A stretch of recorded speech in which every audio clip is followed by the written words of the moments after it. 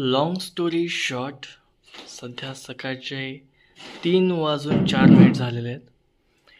So आतापर्यंत आपण पाईपांचा structure तयार केलेला आहे.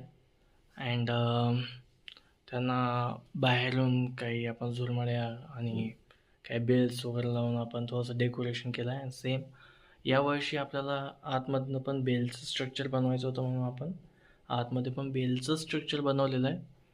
अँड बाप्पाला मॅचिंग करून आपण काहीतरी कन्सेप्ट बेसवर आपण हे असे काही पडदे वगैरे घेतलेले आहेत. आणि सेम ह्याच्यासोबत पण ॲक्च्युली आपलं स्ट्रक्चर हे 6 फूट आहे, त्यामुळं ॲक्च्युली आपल्याला तेवढा मोठा काही थर्मोकॉल भेटला नाही. दॅट्स वाय आपण नॉर्मली एवढं तरी स्ट्रक्चर बनवलं. बट स्टील अजून त्याला वर आपल्याला डबल सेम स्ट्रक्चर लावावं लागेल, सेम थर्मोकॉल लावावं लागेल. सध्या डिस्टर्बन्स ॲक्च्युली फेविकॉलनी लावलेले जे पोल्स होते त्यांच्यामुळे झालं आहे. ते एकदा सुकायला टाईम लागणार. दॅट्स वाय आज इथेच थांबूया.